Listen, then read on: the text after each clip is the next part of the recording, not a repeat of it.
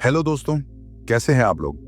दोस्तों, एक बार फिर से आप लोगों का आपके अपने चैनल पर बहुत बहुत स्वागत है। दोस्तों, आज हम इस वीडियो में 4 ऐसे मिडिल क्लास ट्रैप की बात करेंगे जो आपको गरीब बना रहे हैं, जो आपको अमीर बनने से रोक रहे हैं। दोस्तों, क्या आपके साथ भी कभी ऐसा हुआ है कि आपने कोई सपना देखा हो और सुबह उठकर उसी सपने से लॉटरी का नंबर बनाए हो और इत्तेफाक कुछ ऐसा हुआ हो कि आप लॉटरी जीत भी गए हो। एक मिडिल क्लास इंसान बंद आंखों से नहीं बल्कि खुली आंखों से सपना देखते हैं और वो जिंदगी भर लगे रहते हैं एक लॉटरी का नंबर बनाने में ताकि वो अमीर बन सके। और उस लॉटरी का सिर्फ एक ही माध्यम है और वो है जॉब, जिससे ना तो कभी आपकी लॉटरी लग पाती है और ना ही आप कभी अमीर बन पाते हैं। आप कोई भी मिडिल क्लास वाली मूवी देख लो। बॉलीवुड की अगर बात करें तो आपको फुकरे नाम की मूवी तो याद ही होगी। उसमें पहले पार्ट में वो एकदम गरीब होते हैं और फिर कहीं से उन्हें बहुत सारे पैसे मिल जाते हैं और मूवी के एंड में ये लोग अमीर बन जाते हैं, पर अगले ही पार्ट में फिर से वही कमाया हुआ सारा पैसा उड़ा देते हैं और फिर से गरीब हो जाते हैं। चलो, ये तो हुई फिल्मों की बात, लेकिन रियल लाइफ में एक मिडिल क्लास माइंडसेट वाले इंसान को करोड़ों रुपए भी दे दिए जाए तो क्या होगा पता है आप लोगों को? नहीं ना। अरे भाई, होना क्या है, वो सिर्फ कुछ ही सालों के अंदर अंदर अपना सारा पैसा उड़ाकर वापस से गरीब हो जाएगा और जो पैसा उसे मिला था या उसने जीता था वह उसकी लाइफ का सबसे बड़ा श्राप बन जाएगा। शायद अभी आपको यकीन नहीं हो रहा हो, लेकिन केबीसी के विनर सुशील कुमार को तो आप लोग जानते ही होंगे। अगर नहीं जानते तो गूगल में सर्च कर लेना।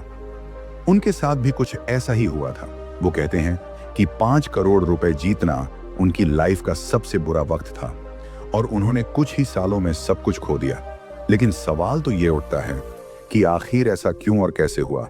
असल में क्या कारण है कि मिडिल क्लास लोग अमीर बनने की कोशिश में या अमीर दिखने की कोशिश में, अमीर तो क्या, वो ठीक से मिडिल क्लास दिखने के लायक भी नहीं बच पाते। दोस्तों, उसका एकमात्र कारण है और वो कारण है the middle class trap. Society का ट्रैप, नौकरी का ट्रैप, स्टेटस का ट्रैप, पैसों का ट्रैप और ना जाने कितने ही ऐसे ट्रैप हैं जिससे आज का एक मिडिल क्लास इंसान गिरा हुआ है। आपने न्यूज में यह हमेशा से ही देखा होगा कि जब भी कोई बजट आता है या कहीं भी कोई इलेक्शन होता है तो उसमें सबसे ज्यादा बातें एक मिडिल क्लास के लिए ही की जाती हैं। ऐसा क्यों होता है? क्या आपने कभी सोचा है? शायद अभी तक आपका ध्यान उस तरफ नहीं गया होगा, इसीलिए अभी तक आप इस बारे में नहीं सोचे होंगे। खैर, कोई बात नहीं, मैं बता देता हूं। दोस्तों, ऐसा इसलिए होता है क्योंकि सिर्फ इंडिया ही नहीं बल्कि पूरी दुनिया में ज्यादातर पॉपुलेशन मिडिल क्लास की ही है।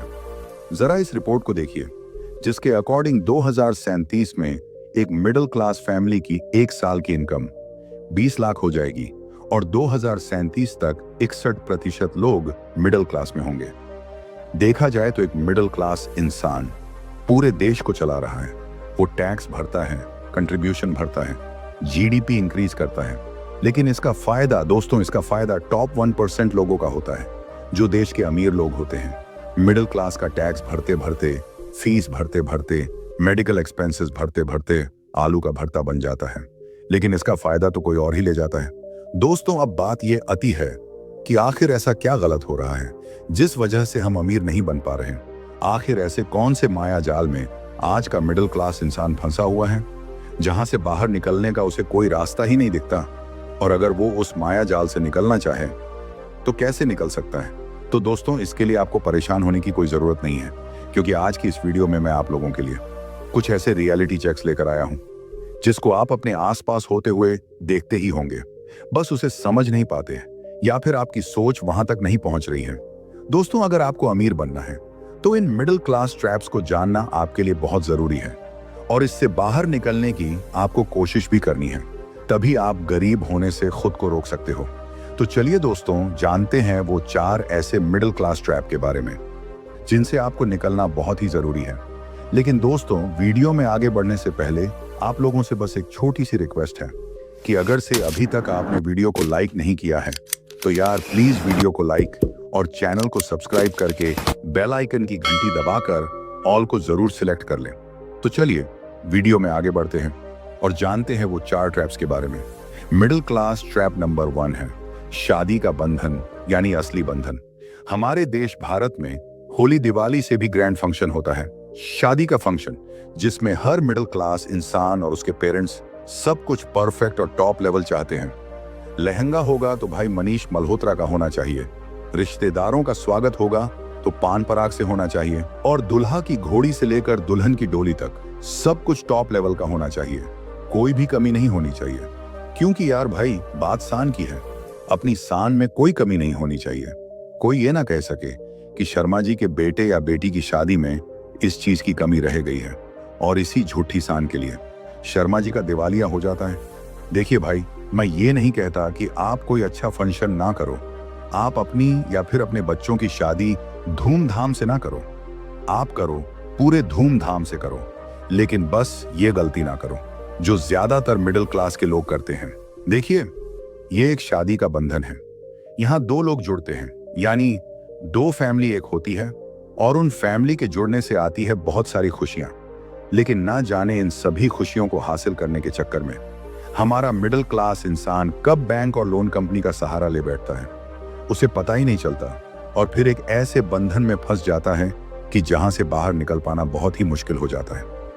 अब यहां पर समझने वाली बात यह है कि जिस बंधन से उसे खुशी मिलने वाली थी, जिस रिश्ते से वो खुश होने वाला था, वही बंधन, वही रिश्ता उसे मुसीबत में ढकेल देता है और उसे पता ही नहीं चलता। इंडिया में एक एवरेज मिडिल क्लास फैमिली शादियों में 5 से 25 लाख तक पैसा लगाते हैं, जिसमें मिनिमम 200 लोग तो होते ही हैं, और अगर फंक्शन थोड़ा बड़ा हो जाता है तो 4 से 500 लोग आ जाते हैं, या फिर डेस्टिनेशन वेडिंग हो तो ये बजट 70 लाख तक पहुंच जाता है, और उसमें भी कोई फूफा जी नाराज हो जाते हैं तो कोई जीजा जी नाराज हो जाते हैं, या फिर किसी मासी को खाना पसंद नहीं आता। आप लोग ये सोच रहे होंगे कि ये सारी बातें मैं आप लोगों को क्यों बता रहा हूं? तो भाई, इतनी सारी बातें मैं आपको इसलिए बता रहा हूं क्योंकि एक मिडिल क्लास पिता कभी नहीं चाहेगा कि उसकी बेटी की शादी में किसी भी चीज की कमी हो। चलो, दहेज प्रथा तो अब थोड़ा कम हो गया है कानून की दर से, लेकिन बहुत से लोग अभी भी मांग कर लेते हैं, तो वहीं कुछ लोग इस बात का पालन कर लेते हैं, लेकिन उसके बावजूद भी गाड़ी की डिमांड तो आ ही जाती है, और सब कुछ परफेक्ट रखने के चक्कर में वो 50 से 70 हजार कमाने वाला एक मिडिल क्लास इंसान 20 से 25 लाख कहां से देगा। इसलिए या तो वो अपनी सारी सेविंग्स यूज करता है, या जमीन जायदाद बेचकर पैसा लेता है, या फिर वो सहारा लेता है लोन्स का। अब यार, आप सब जानते ही हैं कि इंडिया में पर्सनल लोन पर 10 से 12% तक इंटरेस्ट पे करना पड़ता है, जो कि बहुत मुश्किल है। अब आप इस ईमेल कैलकुलेटर को देखो, अगर हमारा 70 हजार महीना कमाने वाला मिडिल क्लास बैंक से 15 लाख का भी लोन लेता है, वो भी 5 साल के लिए, तो उसे 32 हजार रुपए की मंथली ईएमआई चुकानी पड़ेगी, यानी अपनी मंथली सैलरी का बहुत बड़ा हिस्सा उसे देना पड़ेगा। अब बात दरअसल ये है कि मिडिल क्लास इंसान को हर चीज लास्ट मोमेंट पर करने की आदत होती है। वो ये कहता रहता है कि अरे कर लेंगे, अभी तो बहुत समय है। वो कुछ भी पहले से प्लान नहीं करता, इसलिए उसके पास कोई बेटर ऑप्शन नहीं बचता, और इसीलिए उसे ना चाहते हुए भी इस ट्रैप में फंसना पड़ता है। अब यहां मैं शादी को ट्रैप नहीं कह रहा, और यह भी नहीं कह रहा कि खर्चा मत करो, बिल्कुल करो, लेकिन एक प्लानिंग के साथ करो। सबसे पहले अपने फाइनेंशियल पोजीशन को लेकर हमेशा क्लियर रहो। आपकी जितनी हैसियत है उस हिसाब से शादी में खर्चा करो, और अगर आप चाहते हो कि सब कुछ परफेक्ट हो, अच्छा हो, तो अभी से उसके लिए प्लान करना शुरू कर दो, इन्वेस्ट करना शुरू कर दो, जिससे कि आप अपने एसेट्स को बेचकर उस काम को कर सकते हो। आपको लोन लेने की बिल्कुल भी जरूरत नहीं पड़ेगी। इससे आप लोन के ट्रैप से बचकर वापस से एसेट्स बनाना शुरू कर देंगे, और धीरे धीरे अमीरी या फिर बेहतर मिडिल क्लास की स्थिति में पहुंच जाएंगे। मिडिल क्लास ट्रैप नंबर 2 है घर की कीमत। एक मिडिल क्लास इंसान हमेशा अपर क्लास और लोअर क्लास के बीच में सैंडविच बना रहता है। उसकी जबकि हालत तो लोअर क्लास वाली होती है, पर शौक अपर क्लास वाले जैसी होती है। और कहीं ना कहीं हर मिडिल क्लास इंसान का ये ड्रीम होता है कि अपना खुद का एक घर होना चाहिए। उसका ड्रीम होता है घर खरीदने का। जॉब लगने के पहले ही दिन वो सोच लेता है कि पैसा कमा के सेव करूंगा और अपना खुद का एक घर लूंगा और अपने फैमिली को सुकून की जिंदगी दूंगा। लेकिन ये सब करना इतना भी आसान नहीं होता जितना आसान दिखता है, क्योंकि पैसा बचता कहाँ है। जॉब लगते ही इतने खर्चे बढ़ जाते हैं कि उनको पूरा करते करते सारे पैसे खत्म हो जाते हैं। फिर भी अगर कुछ पैसा बचा भी लिया और उस पैसे से घर ले भी लिया, तो आपका और आपके परिवार का सुख चैन सब गायब हो जाता है। अब आप लोग सोच रहे होंगे, भाई ऐसे कैसे हो सकता है? अपना खुद का घर हो गया, अब और क्या चाहिए। तो चलिए इसे एक कहानी से समझते हैं। मिस्टर वर्मा एक सैलरी एम्प्लॉय है जो काफी सालों से अपनी फैमिली के साथ एक किराए के घर में रह रहे थे। एक दिन वो अचानक से डिसाइड करते हैं कि अब अपना घर लेने का टाइम आ गया है। अब नया घर लेने के लिए वो प्लानिंग शुरू करते हैं, लोगों से मिलते हैं, बात करते हैं और वो अपने ऑफिस के दोस्त कुणाल से बात करते हैं, या ये भी कह सकते हैं कि वो कुणाल से मशवरा करते हैं कि यार कुणाल, मैं एक घर लेने की सोच रहा हूं। तब कुणाल उन्हें समझाते हुए कहता है कि देखो वर्मा जी, घर का मतलब सिर्फ लोन की ईएमआई भरना नहीं होता, बल्कि घर के साथ साथ कुछ ऐसे खर्च भी आ जाते हैं जिन्हें आप चाहकर भी अवॉइड नहीं कर सकते, जैसे कि maintenance, property tax, municipal tax और न जाने क्या क्या आ जाते हैं जो कि हमारे खर्च को और बढ़ा देते हैं। तो सोच समझ के घर खरीदना। अब कुणाल की एडवाइस मिस्टर वर्मा को अच्छी नहीं लगी। उन्हें लगा कि कुणाल तो जेलस हो रहा है, इसलिए वो ऐसा कह रहा है। उन्होंने कुणाल की बातों को इग्नोर करते हुए अपने नजदीकी बैंक में पहुंच गए और बैंक मैनेजर से बात की कि सर, मुझे होम लोन लेना है। मैनेजर ने उनका ऐसे स्वागत किया जैसे ससुराल में पहली बार दामाद आया हो। बैंक के मैनेजर ने उनसे कहा कि वर्मा जी, आप बिल्कुल निश्चित हो जाएं, आपको लोन मिल जाएगा, बस आप प्रॉपर्टी ढूंढना शुरू करिए। किस्मत की बात, वर्मा जी और उनकी फैमिली को एक घर पसंद भी आ गया जो कि उनका ड्रीम हाउस था। उन्होंने उस घर का लोन कराया और सडनली शिफ्ट भी हो गए। शिफ्ट होने के कुछ ही महीनों बाद मिस्टर वर्मा को रियलाइज हुआ कि काफी खर्चा हो चुका है, अब हमें अपने कुछ एक्सपेंसेस कट करने पड़ेंगे। अब मिस्टर वर्मा ऑफिस जाने के लिए पब्लिक ट्रांसपोर्ट का यूज करने लगे थे। अपनी गाड़ी भी उन्होंने बेच दी थी। उनकी बेटी को डांस और म्यूजिक क्लासेस को छोड़ना पड़ गया। टाइट बजट की वजह से अब उनका परिवार मुश्किल से कभी कभी फिल्म देखने के लिए या फिर शॉपिंग करने के लिए बाहर जा पाता था। यानी जो सुख, चैन और खुशियों के लिए घर लिया था, उस ईएमआई और कुछ खर्चों के कारण उन्हीं खुशियों का गला घोंटना पड़ गया और ना जाने कब उनका ये ड्रीम हाउस उनके लिए एक अनस्कैपेबल ट्रैप बन गया। वर्मा जी की लाइफ बस अब ऐसी हो गई थी कि घर से ऑफिस जाओ और ऑफिस से घर, बाकी सब कुछ खत्म हो चुका था। अब क्या है ना कि इंडिया में प्रॉपर्टी के रेट सस्ते नहीं हैं और स्पेसिफिकली मेट्रो सिटीज में तो ये नंबर और भी ज्यादा है। इस रिपोर्ट के अकॉर्डिंग आप देख सकते हो कि मुंबई में अगर आप किराए पर रहते हो तो उसका कॉस्ट 25,000 से 2.5 लाख के बीच में है और 1 BHK फ्लैट खरीदने की कॉस्ट लगभग 1.5 करोड़ है। मैं अपना खुद का एक्सपीरियंस बता रहा हूँ। जब मैं 2013 में मुंबई में रहता था तो मेरा एक छोटा सा रूम था। आप ऐसे समझ सकते हैं कि जितना बड़ा छोटे शहरों में किचन होता है उसके बराबर मेरा रूम था और उसका रेंट पता है कितना था भाई? उसका रेंट 15,000 महीने का था और यह तो बात थी 2013 की, यानी कि आज से 12 साल पहले की।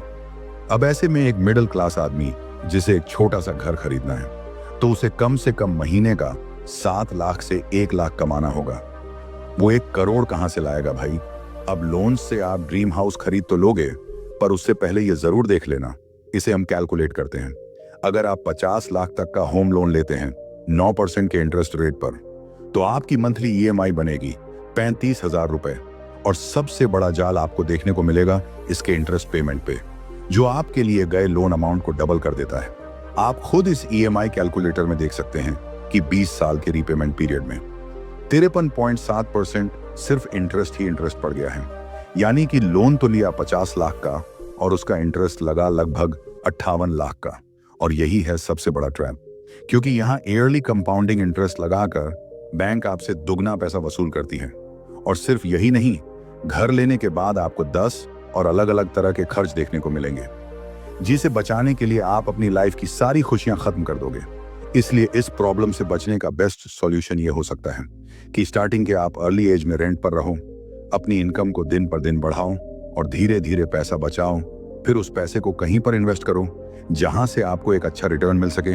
अगर आपको नॉलेज है तो आप अपने पैसे को शेयर मार्केट में इन्वेस्ट करो, और अगर से आपको ज्यादा नॉलेज नहीं है, जो कि अधिकतर लोगों को नहीं रहती, तो फिर उन लोगों को अपना पैसा SIP के थ्रू म्यूचुअल फंड में इन्वेस्ट करना चाहिए, जो कि कुछ ही सालों में आपके पैसे को कई गुना बढ़ा सकता है। फिर आप उस पैसे से अपना ड्रीम हाउस ले सकते हैं। तब आपके पास अपना खुद का पैसा होगा। और अगर उस समय थोड़ा बहुत पैसा कम भी पड़ रहा है तो फिर आप थोड़ा लोन ले सकते हैं। इससे आप अपनी लाइफ को एंजॉय भी कर सकते हैं और थोड़ा टाइम से ही सही, लेकिन अपना एक ड्रीम हाउस भी बना सकते हैं। मेरा सीधा सा मकसद है कि जितना हो सके लोन से बचें, और अगर आपके पास ज्यादा पैसा नहीं है तब भी अगर आप अपना घर लोन लेकर बनाना चाहते हैं या घर के रूप में एसेट्स बनाना चाहते हैं, वो भी लोन लेकर, तो उसका एक बहुत ही बेहतर तरीका है। उस तरीके को अपनाकर बिना टेंशन के आप लोन से घर के रूप में एसेट्स बना सकते हैं। इसके लिए आपको करना कुछ नहीं है, बस आपको कमेंट करके हमें यह बताना है कि मुझे लोन से घर बनाने का तरीका बताएं। तब मैं आप लोगों के लिए एक अच्छी सी वीडियो लेकर आऊंगा जिससे आप बहुत ही आसानी से अपना घर बना सकते हैं। ट्रैप नंबर 3 है नौकरी। जी हाँ, अगर नौकरी है तो जीवन है। हमारे देश में करोड़ों लोग मिडिल क्लास हैं, लेकिन हैरानी की बात तो ये है कि इस पॉपुलेशन के 90% लोग सैलरी एम्प्लॉय होते हैं, जिन्हें बिजनेस करने में, स्टार्टअप करने में कोई खास इंटरेस्ट नहीं होता। इनका मानना है कि नौकरी है तो जीवन है, लेकिन यहाँ पर गलती इनकी भी नहीं है। असल में होता क्या है कि एक मिडिल क्लास इंसान को जब तक होश आता है तब तक उसके सर पर जिम्मेदारियों का बोझ हो जाता है।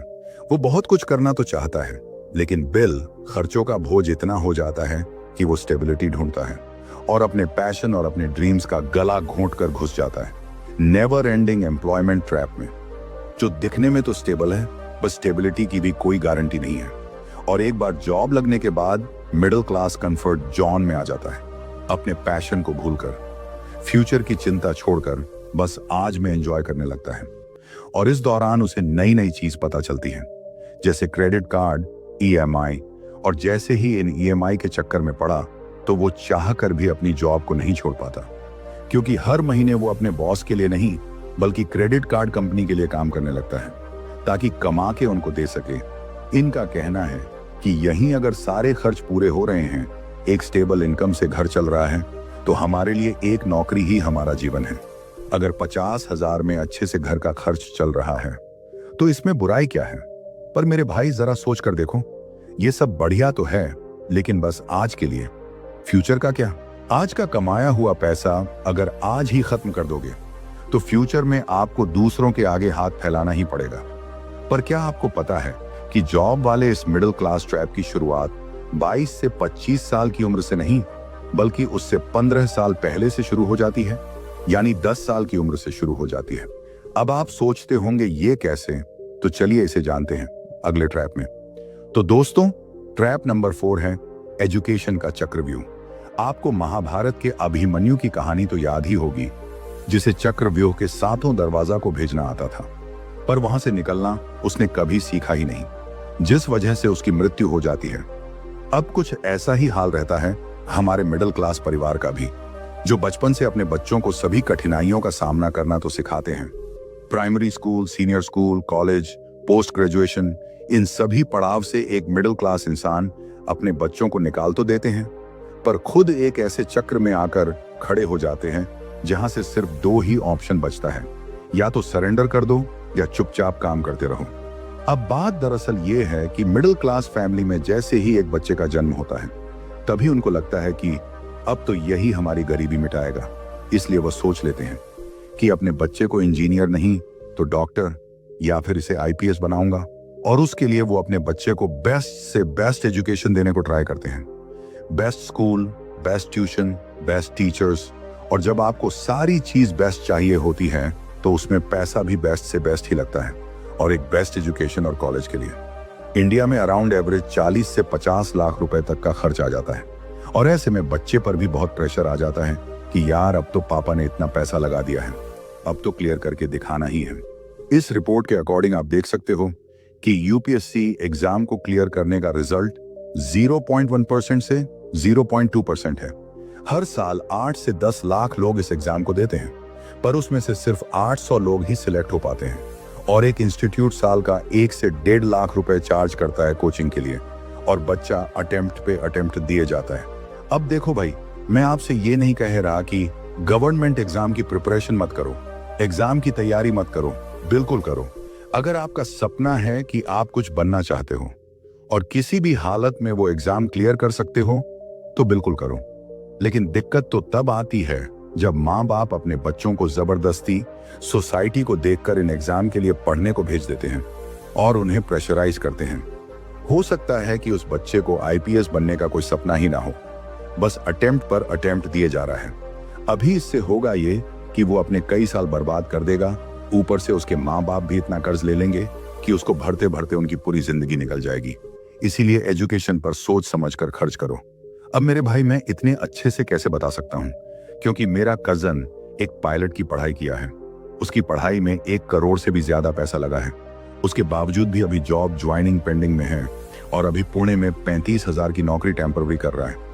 यहाँ पर सोचने वाली बात यह है कि जितना पैसा उसकी पढ़ाई में लगाया गया है, उससे आधा पैसा लगाकर कोई बिजनेस करा दिया जाता तो आज वो करोड़ों का मालिक हो जाता। लेकिन नहीं, जॉब करनी है, पायलट बनना है, डॉक्टर या इंजीनियर बनना है और अपने जीवन को सेफ करना है। भाई, आपका जीवन सेफ नहीं हो रहा है, बल्कि आप नौकरी के ट्रैप में फंस रहे हो। सीधी भाषा में कहें तो आप किसी के नौकर बन रहे हो। इस दुनिया में हमें अपने जीवन को अच्छे से चलाने के लिए क्या चाहिए? जाहिर सी बात है, पैसा। अगर पैसा है, लोग इज्जत करेंगे। अगर पैसा है तो लोग हमारे आगे पीछे घूमेंगे। सारा खेल पैसे का है और ये पैसा आप सबसे ज्यादा अपने बिजनेस से कमा सकते हैं। भाई, आज के समय में जॉब में इतना कंपटीशन है कि भाई क्या ही बोले, और पैसा भी बिजनेस से कम। तो अब आप खुद ही सोच लो कि आपको क्या करना है, जॉब या बिजनेस। तो दोस्तों, ये थे वो 4 मिडिल क्लास ट्रैप जिनकी वजह से मिडिल क्लास गरीबी की तरफ जा रहा है। और अगर इससे बचना आपने नहीं सीखा तो आगे जाकर आपका फ्यूचर खतरे में आ सकता है और आप जिंदगी भर मिडिल क्लास ट्रैप में ही फंसे रहेंगे। तो दोस्तों, आप लोगों को ये वीडियो कैसी लगी है, कमेंट करके जरूर बताना। वीडियो अच्छी लगी हो तो वीडियो को लाइक और चैनल को सब्सक्राइब करके बेल आइकन की घंटी दबाकर ऑल को जरूर सेलेक्ट कर लें। फिर मिलेंगे किसी और वीडियो में। तब तक के लिए आप अपना रखिए ख्याल और हमें दीजिए इजाजत। जय हिंद, जय भारत।